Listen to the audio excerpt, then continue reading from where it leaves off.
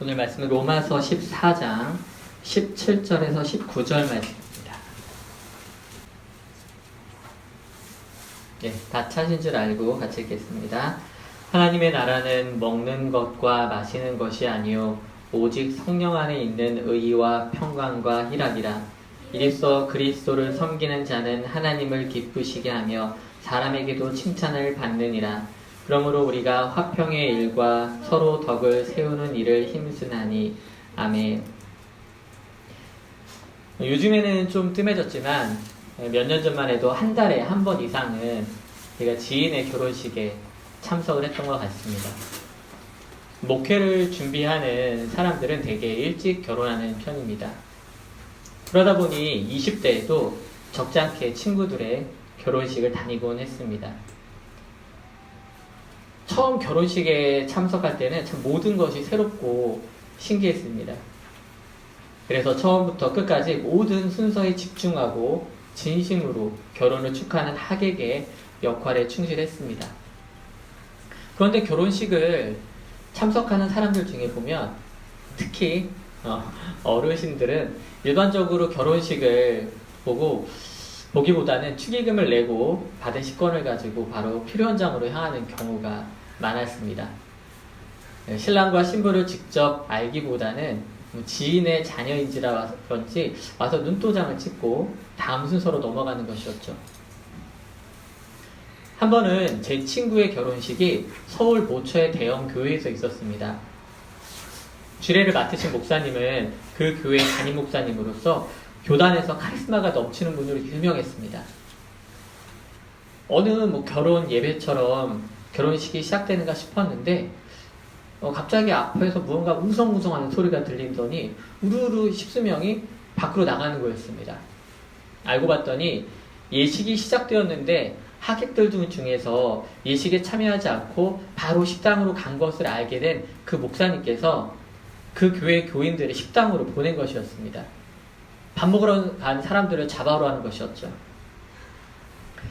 10년도 넘게 지난 사건이고 그 이후에도 수십 번의 결혼식에 더 참석했지만 아직도 잊히지 않는 결혼식입니다. 그 이후 잦은 결혼식 참석으로 저 역시 어느새 앞서 말씀드린 어르신들처럼 바뀌어 가고 있는 것을 느낍니다. 예식보다는 필요연의 음식에 관심을 갖고 그날의 음식 맛을 가지고 예식이 좋았는지 그렇지 않았는지 판단하고 있는 제 자신을 보게 됩니다. 그러면서 드는 생각은 어느새 본질과 비본질이 바뀌었다는 것입니다. 사랑하는 사람들의 앞날을 축복하며 기쁨의 자리에 함께하는 것이 본질일진데 어느새 비본질인 음식이 그 자리를 차지하고 모든 초점에 그것에 중심이 있다는 것입니다. 잘 생각해보면 이처럼 본질과 비본질이 바뀐 상황이 많습니다. 곧 다가오는 성탄절도 역시 그렇습니다. 본질인 예수 그리스도의 탄생은 어느새 밀려나고 그 자리에 크리스마스 트리와 캐롤이 차지했습니다. 며칠 전 교회를 꾸미기 위해서 데코레이션 물품을 파는 가게에 갔습니다. 그곳은 이미 크리스마스였습니다. 휘황찬란하고 예쁜 물건들이 크리스마스를 위해서 많이 준비되어 있었습니다. 교회를 꾸미면 예쁘겠다 싶어서 몇 개를 바구니에 담았는데 잠시 후 살펴보니 엉뚱한 것들을 담았다는 것을 깨달았습니다. 그 속에는 예쁜 술록과 빨간 양말 그리고 눈사람이 담겨져 있었습니다. 우리의 머릿속에 있는 크리스마스는 어느새 이런 것들이 차지하고 있다는 것입니다. 자기 백성을 저희 죄에서 구원하기 위해 오신 예수 그리스도는 더 이상 주인공이 아니게 되었습니다. 이처럼 본질과 비본질이 바뀐 상황이 비단 지금만 있었던 것은 아니었습니다. 과거 교회 내에서도 이것은 큰 문제가 되었습니다. 오늘 본문의 말씀은 초기 기독교 시대, 당시 세계와 문화의 중심인 로마에 있는 성도들에게 쓴 편지입니다. 사도 바울은 로마서 1장에서 11장에 이르기까지 차분하게 때로는 격정적으로 복음을 선포합니다. 유대인과 헬라인, 그리고 이방인 사이를 휘저으며 하나님의 손에서 벗어날 수 없는 죄인된 인간의 상태를 통렬히 비판합니다. 첫사람 아담으로부터 시작된 죄가 마침내 한 사람, 예수 그리스도가 십자가의 약속대로 죽으심으로 해결되었다는 복음을 듣는 자들로부터 마침내 탄성을 자아냅니다. 그리고 무기력한 인간의 상태와 한없는 하나님의 사랑하심의 결합은 두렵고 떨림이라는 반응을 일으키며 이 모든 사실을 입으로 시인하여 구원에 이르게 인도합니다. 복음과 하나님의 능력은 무결하고 완전했으나 세상 속의 그리스도인은 여전히 죄의 유혹과 치열한 전투를 벌이며 살게 됩니다. 그리고 교회 안에서도 강한 그리스도인과 약한 그리스도인들이 생겨나게 됩니다. 14장 1절 말씀입니다. 믿음이 연약한 자를 너희가 봤되 그의 의견을 비판하지 말라. 로마 교회에는 다양한 문화적 배경을 지닌 채로 그리스도인으로 회심한 자들이 많았습니다. 유대인들이 주가 되긴 했지만 헬라 문화권과 그 외 지역에서 살던 이방 지역 사람들이 로마에 와서는 교회를 이루었기 때문입니다. 지역적 차이뿐 아니라 사회적 지위에서도 차이가 있었습니다. 어떤 사람은 부자였고 어떤 사람은 가난했습니다. 어떤 이는 노예였고 어떤 이는 주인이었습니다. 더욱이 그들의 영적 성숙 역시 제각각이었습니다. 그렇다 보니 한 교회에서도 갈등이 되는 몇 가지 이슈가 있었습니다. 사도행전 15장에 보면 이방인들이 유대인들처럼 할례를 받아야만 하는지에 대한 회의가 열렸습니다. 고린도 교회에서는 우상에게 바쳐진 음식을 먹어도 되는지에 대한 논란이 일어났습니다. 게다가 이방인들과 한 상에서 먹는 것 자체를 거부감을 가진 유대인들도 그 가운데 있었습니다. 믿음이 강한 그리스도인들에게는 아무런 거리낌이 없는 문제였지만 초신자나 믿음이 약한 그리스도인들에게는 민감한 일이었습니다. 그런데 이 문제에 대해서 바울은 한마디로 정리합니다. 14장 3절 말씀입니다. 먹는 자는 먹지 않는 자를 업신여기지 말고 먹지 않는 자는 먹는 자를 비판하지 말라. 이는 하나님이 그를 받으셨습니다. 먹는 자는 거리낌 때문에 먹지 않는 자를 믿음이 약하다고 업신여기지 말고 또한 먹지 않는 자는 먹는 자를 비판하지 말라는 것입니다. 왜냐하면 이 모든 사람들을 하나님께서 기꺼이 받으셨기 때문입니다. 하나님은 거룩함 그 자체이십니다. 인간이 하나님께 범접할 수 없는 이유는 거룩한 하나님 앞에 올바르게 설 자가 없기 때문입니다. 이스라엘 백성들은 400년 동안 이집트에서 노예로 살면서 그들의 이집트의 문화에 완전히 젖어 있었습니다. 이스라엘의 조상과 이스라엘 조상의 하나님 여호와를 잊어버렸다는 것입니다. 그런 상황에서 하나님께서 그들을 구원해 내셨습니다. 그리고 광야로 나아갑니다. 광야에서 하나님은 가장 먼저 하나님께 올바른 제사를 드리게 하시고 성막과 성소에 관한 규례를 주시며 그들이 지키고 살아야 할 율례를 주십니다. 그런 제사법과 절기법에 대한 것이 정리된 성경이 바로 레위기입니다. 그런데 이 레위기에서 계속 반복되는 말씀이 있습니다. 레위기 11장 45절 말씀입니다. 우리 화면을 보시고 같이 한번 읽어보겠습니다. 시작. 나는 너희의 하나님이 되려고 너희를 애굽 땅에서 인도하여 낸 여호와라. 내가 거룩하니 너희도 거룩할지어다. 아멘. 하나님은 죄에 물들어 있던 인간들에게 하나님의 성품인 거룩을 회복하라고 명령하십니다. 출애굽기와 레위기를 합치면 이 거룩이란 말이 100번이나 등장합니다. 다른 성경에 비해 압도적인 숫자입니다. 이처럼 하나님은 그 누구보다 거룩한, 즉 성스러움에 집중하시며 인간들에게 요구하십니다. 그런데 오늘 본문에서 보면 사람들 간의 성스러움과 속됨을 가지고 다툼이 일어나고 있습니다. 그 가운데 바울은 정리를 해줍니다. 하나님께서 모두 받으셨다고 말입니다. 거룩함 그 자체이시며 거룩과 속됨의 기준이 되신 하나님께서 예수 그리스도의 대속을 통하여 받으신 사람을 비판하지 말라고 말합니다. 사람들은 먹는 것에 성스러운 것과 속된 것이 있다고 구분했습니다. 잘못된 음식을 먹으면 그 음식으로 인해 사람이 오염된다고 생각한 것입니다. 예수님은 이러한 사람들의 생각을 정면으로 반박합니다. 마가복음 7장 15절과 16절 말씀입니다. 무엇이든지 밖에서 사람에게로 들어가는 것이 능히 사람을 더럽게 하지 못하되 사람 안에서 나오는 것이 사람을 더럽게 하는 것이니라 하시고, 예수님은 그동안 사람들이 가지고 있던 생각의 허를 찌르십니다. 당연히 생각해왔던 일들에 대해 사고의 전환을 일으키셨습니다. 그래서 당시 사람들의 눈에는 예수가 혁명가이자 변혁가이며 기존의 관습을 반대하는 진취적인 사람으로 보였습니다. 그러나 예수님은 지극히 성경적이셨습니다. 하나님의 원리를 근본에 두고 판단하고 행동하시며 말씀을 전파하셨습니다. 도리어 바리새인들과 사두개파 사람들을 비롯해 당시 이스라엘 사람들이 하나님의 원리에서 떨어져 나간 상태였습니다. 율법을 주신 하나님의 마음을 헤아리는 것이 아니라 문자적 율법주의에 빠져 본질을 버리고 비본질에 집착하게 된 것입니다. 오늘 바울은 말씀을 통해 비본질에 매여 있는 사람들을 향해 본질로 초점을 바꿀 것을 촉구합니다. 만일 음식으로 말미암아 내 형제가 근심하게 되면 이는 내가 사랑으로 행하지 아니함이라.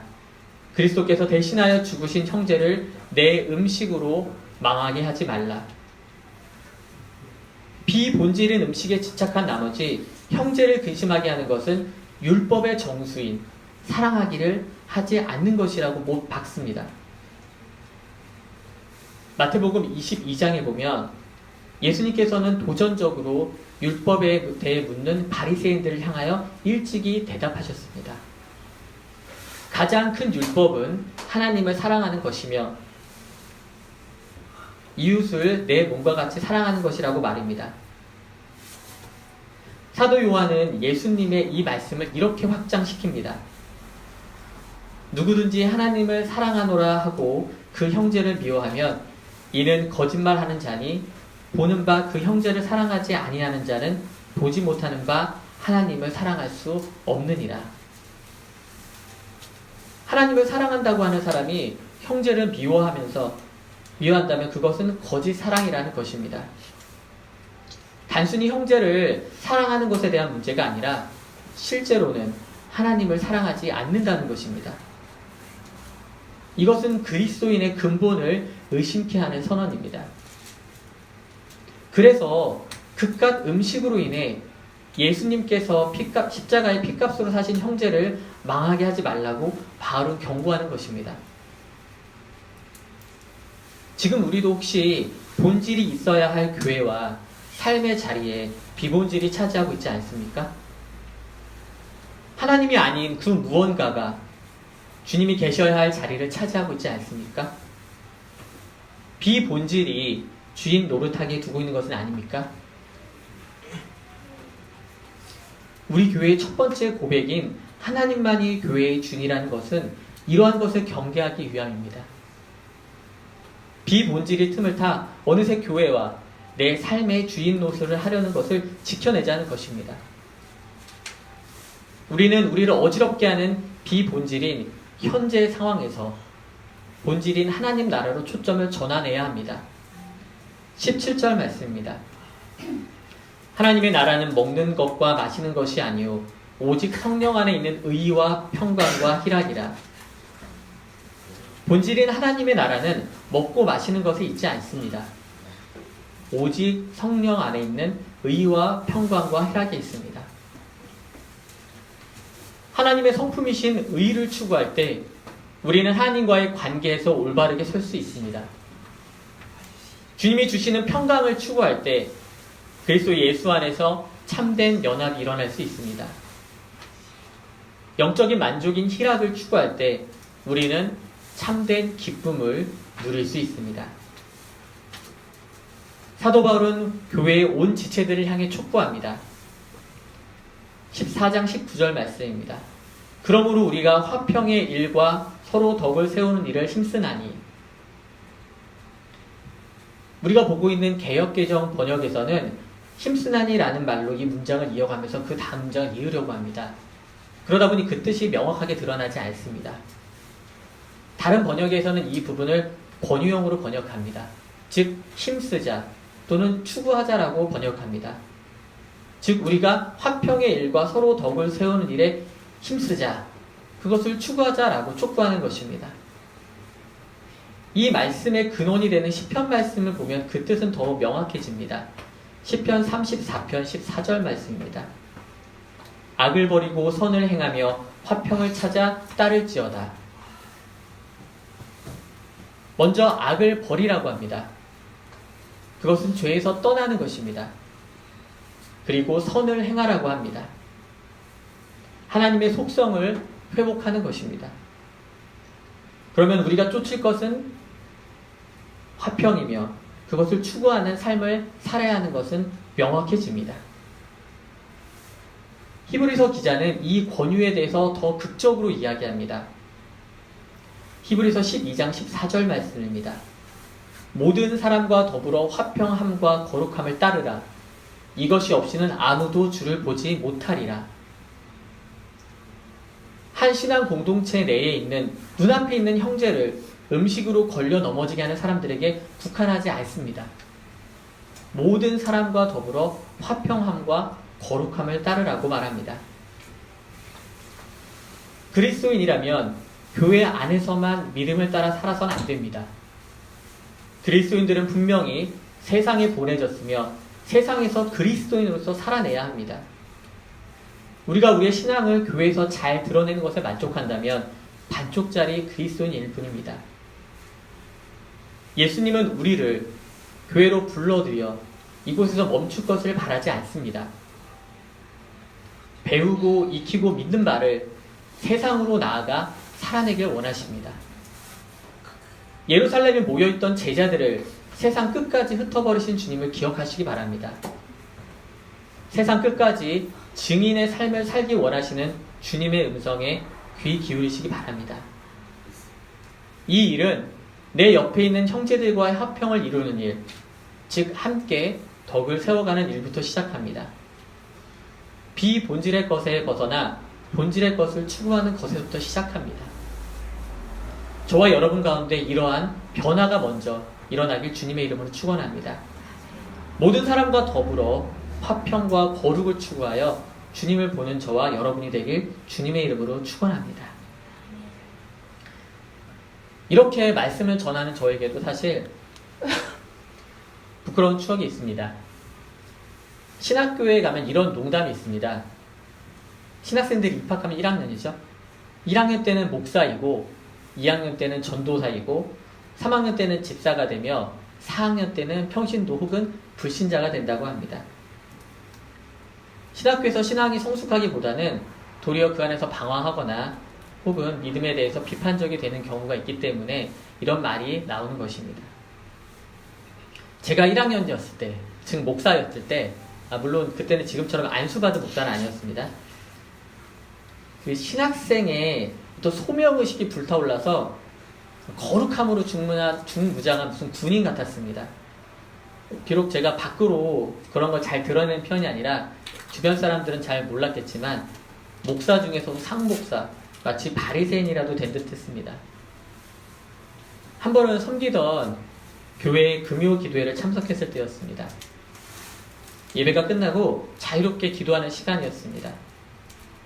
기도를 계속하다가 갑자기 불현듯 생각나는 일이 있었습니다. 정확하게 그 내용까지 기억나지는 않는데 당시 교회 내에서 성도들 간에 어떤 불화가 있었습니다. 저야 그때 뭐 20살이었고 그 불화라고 하는 것이 저보다 연배가 있으신 여집사님들 간의 문제였던 걸로 기억을 합니다. 그런데 그 문제가 갑자기 생각나면서 기도하는데 눈물이 나는 것이었습니다. 그때 저는 그 눈물이 하나님 앞에 그 문제가, 그 성도님들 간의 문제가 저의 마음을 찌르는 아픔이어서 나는 그런 눈물이라고 느꼈습니다. 그런데 한참 지나고 나서, 수년이 지나고 나서 갑자기 그때 일이 생각났습니다. 그런데 다시 생각해보니 그것은 낯뜨거운 눈물이었습니다. 한참 어린 그때 제가 무엇을 잘 알았겠습니까? 제가 그 교회에 담임 목사님도 아니었고, 그 집사님들은 이미 결혼까지 해서 신앙생활도 저보다 훨씬 오래 하신 분들이었는데, 제가 왜 그렇게 그 사건에 감정이입을 해서 눈물까지 흘렸을까요? 갑자기 드는 생각이, 진정 내가 그분들을 위해서 눈물을 흘린 것인가?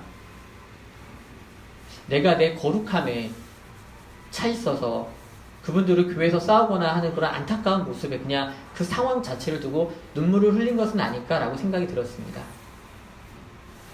제가 진정 그분들을 위한다면 비록 어린 나이일지라도 직접 그분들이 화해하고 진정한 화평이 이루어질 수 있도록 어떤 방법을 내고 행동을 했어야 했습니다.